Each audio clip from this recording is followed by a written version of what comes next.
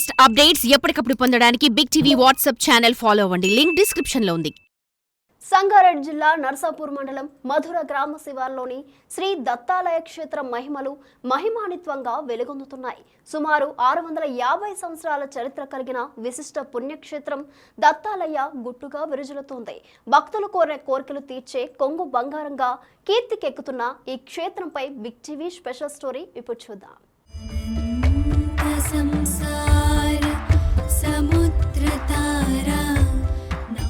ఆత్రి మహాముని అనసూయాదేవి సుపుత్రుడు దత్తాత్రేయుడు నామస్మరణ మాత్రము చేతనే దర్శనం ఇచ్చే దయామూర్తి. దుర్వాస మహాముని శాపం అంబరీషుడికి తగలకుండా ఉండుటకు సాక్షాత్తు విష్ణుమూర్తి ఆ శాపమును భరిస్తూ బ్రహ్మ విష్ణు మహేశ్వర రూపంలో అవతరించిన అవధూతయే దత్తాత్రేయుడు. ఉదయం గంగానదిలో స్నానం, మధ్యాహ్నం గానుగాపురంలో దత్తాచల క్షేత్రంలో భిక్ష, కమలాపురంలో సాయంకాలం, సహ్యాద్రి పర్వతాలలో తపస్సు, రాత్రి శక్తిపీఠాలలో సంచారం, నిద్ర. ఇలా దత్తుడు ఎచట లభిస్తాడో చెప్పడం కష్టతరం. అందరూ దేవతల మాదిరిగా ఒకచోట ఉండేవాడు కాదు దత్తుడు. కనుక దత్తుడిని ప్రసన్నం చేసుకోవాలంటే చాలా నియమాలను పాటించాలి. అవమానాలను సన్మానాలుగా తీసుకుంటూ, చీత్కారాలను సత్కారాలుగా భావిస్తూ, ఈర్ష్య అసూయ ద్వేషాలను దూరంగా ఉంచితే దత్తుడు కరుణిస్తాడు. భారతదేశంలో నిగుడమైన దత్తాత్రేయ క్షేత్రాలు ఎన్నో కలవు.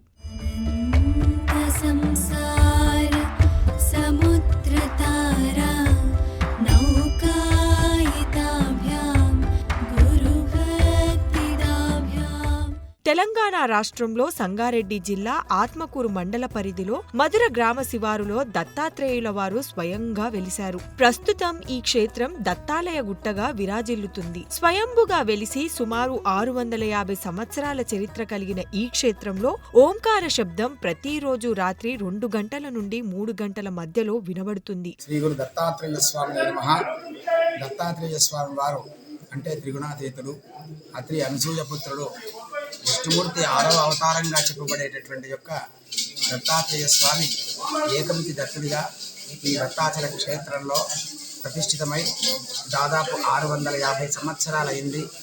ఇది పురాతనమైనటువంటి యొక్క విశిష్టమైనటువంటి యొక్క చరిత్ర కలిగినటువంటి యొక్క క్షేత్రం ఇది. ఇచ్చట శ్రీచక్రం ఏకపాద ముద్రలు, దక్షిణావృత శంఖం కూర్మం తాబేలు ముద్రలు, 3 ముఖాలు ఛాయరూపంగా దర్శనమిస్తాయి. ఈ క్షేత్రమును అత్యంత రహస్యమైన తపోభూమిగా శ్రీ నరసింహ సరస్వతి స్వామి వారు గుర్తించి పుష్కర కాలం 12 సంవత్సరాలు తపం ఆచరించారు. ఈ ప్రదేశము మందిరేకము అనే క్షేత్రంగా గురుచరిత్రలో చెప్పబడింది. ఈ క్షేత్రంలో నామధారకుల వారు తాము ఆచరించి సిద్ధి పొందిన విషయం కూడా గుర్తుగానే ఉన్నది. ఇంతటి ప్రాచీనమైన ఈ పుణ్యక్షేత్రంలో ప్రతి దత్త జయంతి మార్గశిర పౌర్ణమి సందర్భంగా బ్రహ్మోత్సవాలు నిర్వహిస్తారు.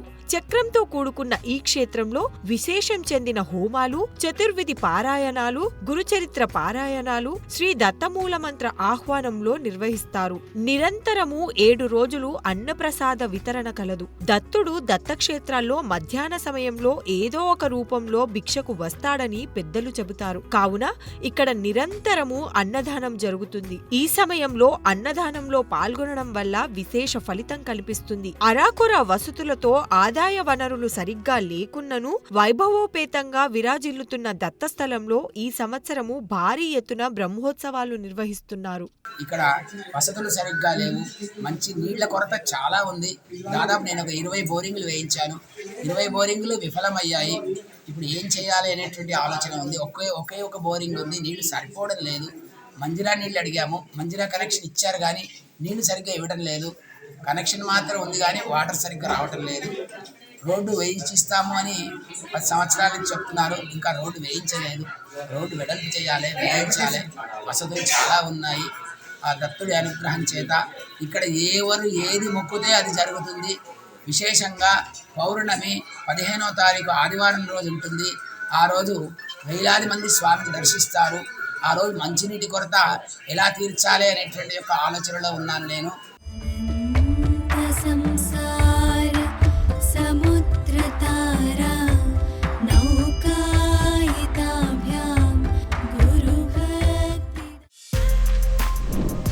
For more videos like this, subscribe Big TV channel.